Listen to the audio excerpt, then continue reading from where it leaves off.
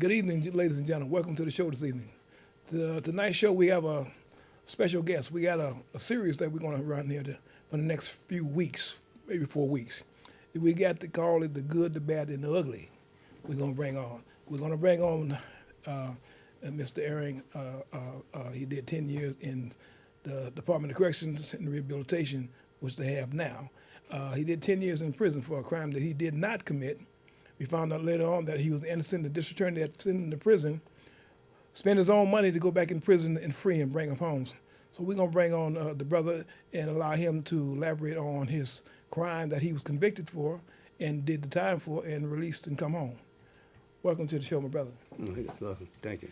Thank you for coming on the show tonight. We're glad to have you. We want to be able to talk to the community and society and let them know that the prison system is broke. The judicial system is broke, and ain't nothing being done about it. Mm-hmm. Okay, so we want you to come on tonight and explain that you was arrested, tried, and convicted, and sent to prison for 10 years for a crime you did not commit. Yes. The district attorney that convicted you came out later on, and his heart felt that he should come get you out of prison. Well, it didn't just happen like that. Okay, well, give me the spiel. Yeah. Well, what happened was me. I was convicted with Glenn Bailey, and matter of fact, the first time I ever seen Glenn Bailey was in the jail. We was coming down in the elevator, and he said, "You must be Aaron Owens." I said, "You must be Glenn Bailey." Really? And that was the first time that I ever seen Glenn in my life, and we were both convicted by a very, very astute attorney, a prosecuting attorney who was a little better than our attorneys, is what it was. To show you how that system works is the best attorney wins. Exactly. The evidence that they had against me, they had an eyewitness which said that I was the guy who had committed the crime, and no other all the rest of the evidence that they had was such as it was material. It was like, this is like the sawed-off shotgun that Aaron Owens had. These are the bloody gloves that we found in Bailey's apartment. This was the type of evidence that they had. My alibi was a good one, but the attorney, being a good attorney, used it just like it was. It was my family, my mother.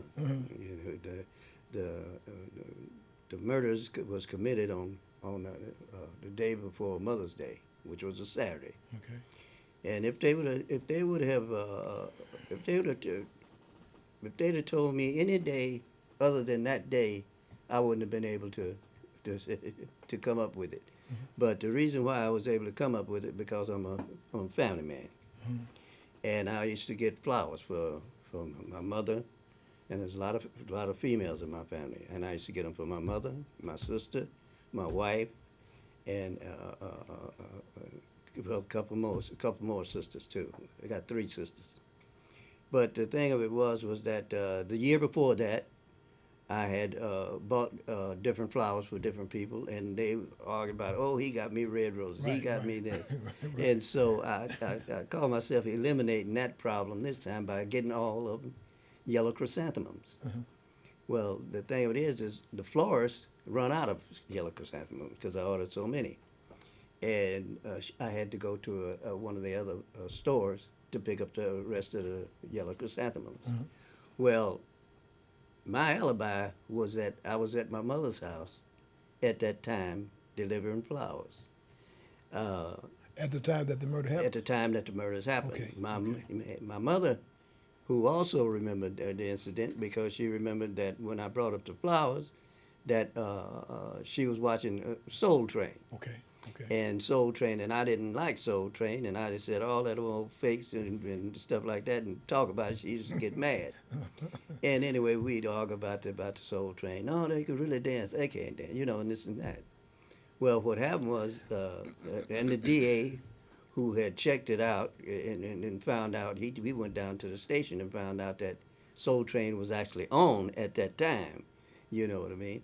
And so what he did was he didn't put my mother on the stand. He didn't cross-examine my mother because he said the reason that he didn't. He said that she was actually telling the truth to her best ability because the thing of it is that and then he put on a big show about the home team wanting to see their family, want to see their home team safe, and the guys sliding in the home plate and all that stuff, and dust going up, and everybody in the stands and stuff. He put on a show. As a matter of fact, he was sliding on the floor out there, saying how Campy Caponera slid in the home plate, and everybody was jumping up saying that he was safe, and it was a cloud of dust, and he couldn't see. Nobody see really what it was. But when the dust cleared, the referee, the umpire rather, was standing there with his thumb up saying he's out. You see, he said, now the people up there in the stands, they really thought that they were safe because they wanted to see their home team safe. Now, who was he referring to? He was referring to my mother, my mother being a credible witness. Yeah, thinking that I was, she's seeing me as safe. When she looks back at the incident, you know what I mean. Her recollection of the incident was that I was there at that time. Right. Said, but I was there. He said he couldn't go against the fact that I was there, but he could go against what she was talking about at the time. Okay. Said he had plenty of time. Now let me ask you a question.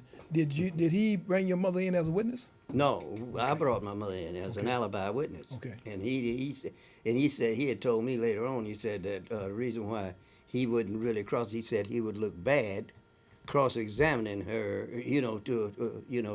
Because of when he checked on her. My mother never did no wrong. She never smoked, never drank. Went to church, and she was an old lady. You know what I mean? And this and that. An old lady. And he didn't want to even cross-examine her. So he just said that she was telling the truth. Okay. But that was my alibi. And the florist, who we called in, remembered me. The reason why she remembered me because nobody never comes in order that many yellow chrysanthemums. Right. You know what I mean? Right. So the florist was, and my wife remembered, and all my family, but they was all family. Right, exactly. Other than the florist. Yeah. Anyway, so that was my alibi. The what they used against me, the material evidence was that I told you, and only that. Anyway, I wound up getting convicted of the crime, and I was sent to Folsom Prison. Glenn was sent to San Quentin. Now, exactly how much time were you sentenced to? I was sentenced to 2 life sentences. To be run concurrent with 2 5-to-life sentences. The reason why that I didn't get the death penalty is because it wasn't in effect. They had a moratorium in '72 against the death penalty, and so therefore they could only give me life sentences. So they gave you 2 life sentences. They gave me the maximum amount of time allowed by law. Glenn and I, and I was sent away to Folsom, and Glenn was sent to San Quentin. I went to Folsom, and I was kept away from all of the other convicts. They said I was too dangerous to be amongst them. They kept me behind the screen for 3 years, away from the rest of the convicts. Right. When they let me out, I went straight to the law library. I went to the law library, and I just kept something in the law, until I received something from the United States Supreme Court saying that he didn't ever want to see my name on anything in a United States courtroom unless it was accompanied by new evidence. As far as he was concerned, this is what the Supreme Court judge said. This is a Supreme Court judge. My last people that I could appeal to. I can't appeal no higher. I went to every court. Right. And he had said that he didn't want to see my name on nothing unless it was accompanied by new evidence. Unless it was, he said, as far as he was concerned, the case was a good case, and the people who was involved should be applauded. Really? So with that is the first time that I really felt like I was really, really in trouble, because I always thought I could get out. Sure. And so I figured, I said, well, Glenn down there is the only person that really has got new evidence, you know what I mean? He's the only one. I wish I could get down there where he was, we might be able to figure out something to get me out. Well, what happened was they wouldn't let me go down to San Quentin. They kept shooting me, Glenn, all the way around. If it wasn't with Glenn, I never could have got out. They wanted to I couldn't have keep never you even from got with Glenn because what happened was they didn't want us together. They right, said we was too dangerous. Right. I was reading a newspaper, which was the Sacramento Legal Press, which I ordered, bi-monthly. And on the back of that paper, there was always cartoon-like things saying like, did you know that spitting on the sidewalk in San Francisco, that spitting on the sidewalk was a $25 fine? Stuff like that. And it said, did you know that upon consenting wardens, one saying he'd send, the other saying he'd accept, that even the president of the United States couldn't stop that transfer? I said, bang. That was it. Now, I knew that Glenn was cutting the warden's hair down there. Glenn had the warden down there on his fingers. He'd do anything Glenn say, because Glenn had known him for years. Right. And if you be around Glenn, you're gonna fall in love with him because And that old warden down there, Glenn had him covered. And so I knew if I could get word down to Glenn, I could get him to accept me. My warden, I could get to mine because I had the warden's secretary under my thumb. She had started, I had started, and she was my sponsor, self-help group, Okay. therapy group up there. As a matter of fact, it worked so good, they started another one. I had 2 groups going. Okay. That's still going on up there today. Okay. But, so I could get to her, and she could get to the warden. I said, say, can you think that if I had could get you the warden to sign something for me, a transfer? She said, I can get the warden to do anything I want to. Okay. I said, well, you get him to, if something come up here, you get him to sign it for me. She said, I'll do that there. And what happened was, I seen somebody going down to San Quentin to get their teeth fixed. So I slipped him a little old note to get to Glenn. I don't know if he gave it to him or not, but he did come back and told me, said, Glenn said she had considered that ain't nothing. You know what I mean? Yeah, you could get him to do it. Well, about a week or so after that, she come down to my cell, and she said, Aaron, it's there. It's on the warden's desk. I said, yeah. She said, yeah. She said, but what if it was going to happen to the groups? I said, baby, I don't care. I'm trying to get out of prison, And so she said, okay. And make a long story short, 2 days later, I was going down to San Quentin in a special car. San Quentin. Right. Thanks to Glenn. Glenn had him to sign it. Now, when I get down there, Glenn, having the juice that he had down there, then he ran the prison. Glenn had a little juice down there at San Quentin. Oh, he was the mayor. He was the mayor down there. Mayor San Quentin. Yeah. I want your best self. Yeah. He got me. He got me a cell right there. I had one of my best friends was a couple of cells over, and Glenn got me a cell right between them, right next to him. Right. And me and Glenn, over the years, got very, very close. You know what I mean? Like I said, if you be close to him, Right. If you ain't close to him, he ain't gonna get nothing down. Now let me ask you a question. Okay, we want to kind of speed this up. We don't have a lot of time. Oh, okay. I can show I want to get this. And how did you get to happened? the point to where you was able to get your paperwork in and somebody recognized Okay. and get you Well, back? one thing about it, I know that ain't nothing I could say to Glenn because, what could he do? Right, What I mean? There wasn't an avenue. And what happened was, I went to a parole hearing, and when I went to that parole hearing, the prosecutor was there to tell him, don't ever let this man out. He's a cold-blooded killer. And at the end of that meeting, he turned to me and he said, you don't have to worry about me being at these meetings anymore because I'm going into my own practice. And I said, well, you can leave your job knowing you did it better than you should. And he said, what do you mean by that? I said, you convicted an innocent man. Your job didn't call for that. Right. He then turned to me and he said, well, hell, you said shit. There's 500 guys on that yard that said the same thing, And I said, do you really believe that I committed these crimes? He said, I know you did.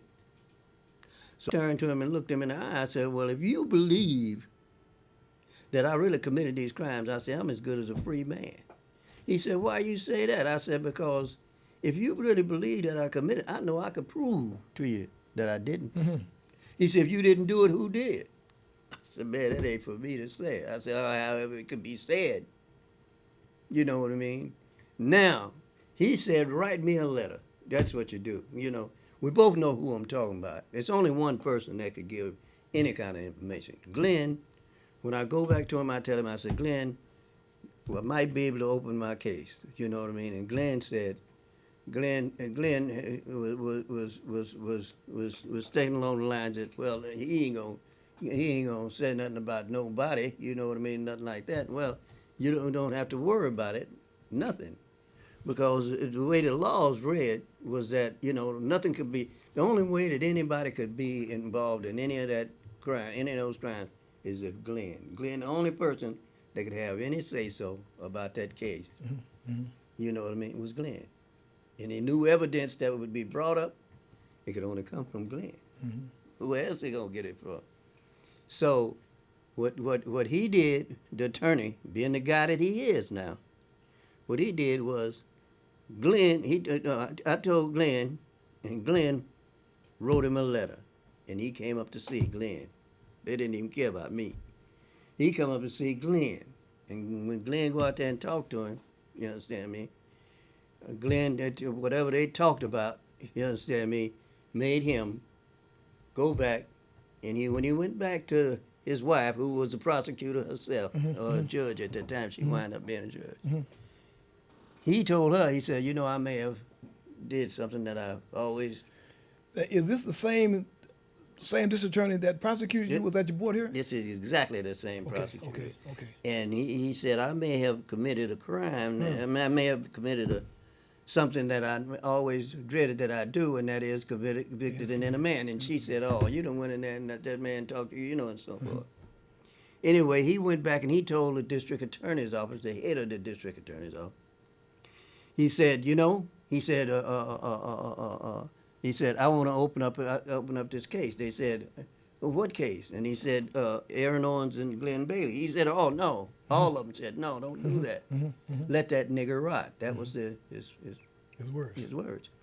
He said if he didn't do that, he did something he should be accountable for. Wow. All right, now I'll speed it up right quick. Okay, with that, he said, he told the district attorney, he said, I can't do that, man.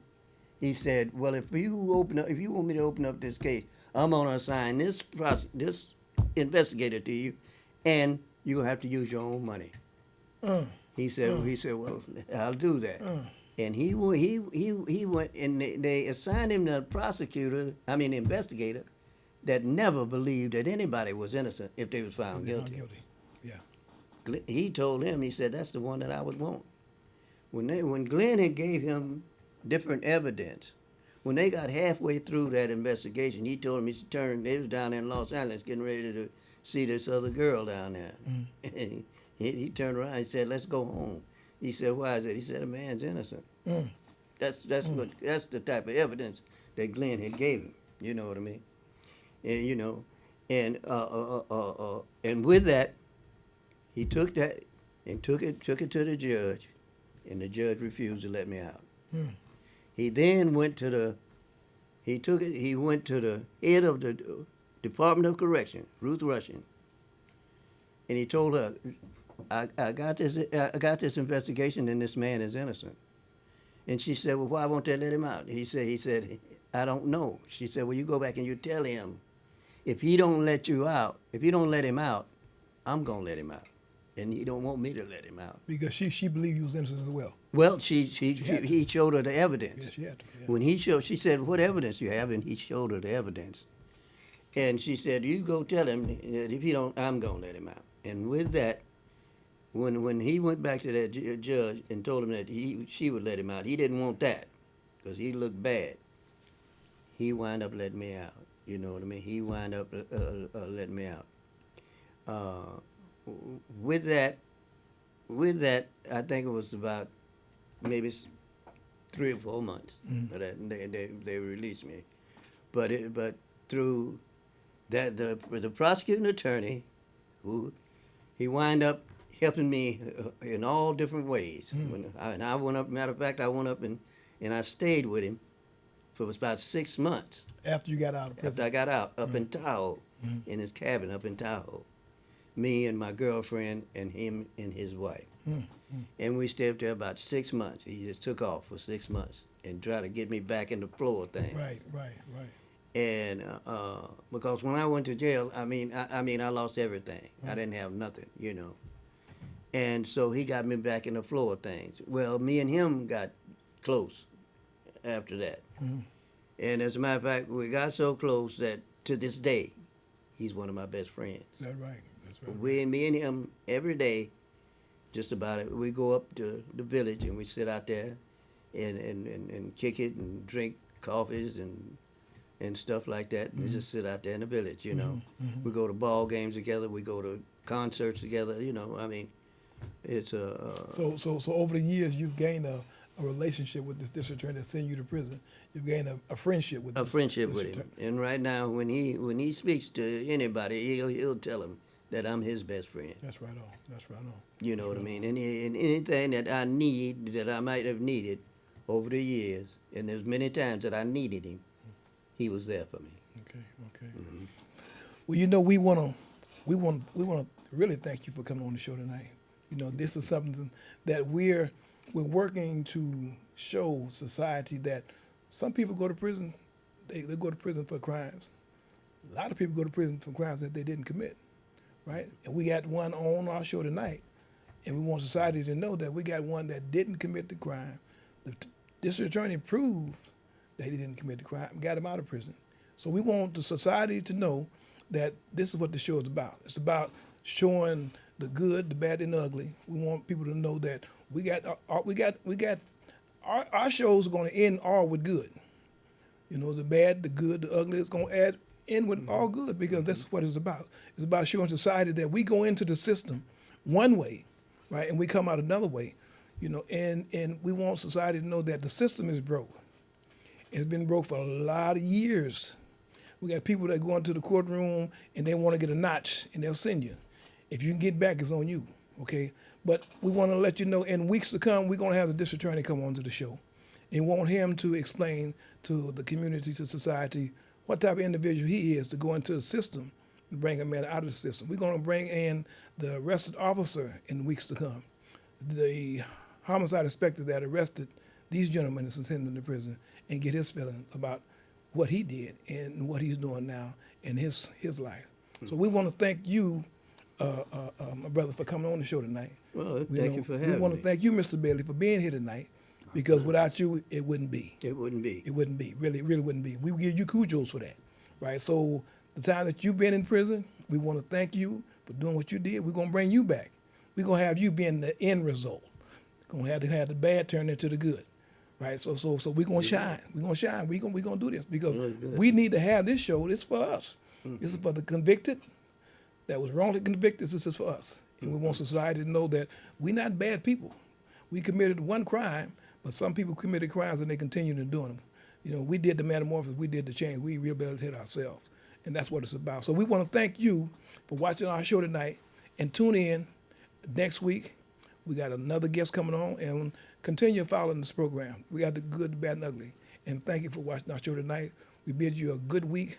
We got another blessed day above ground. We got one more day to get something right. We don't know what it is, but in this day, we're going to get something right. So thank you for watching our show. Thank you, and have a good evening. Good evening.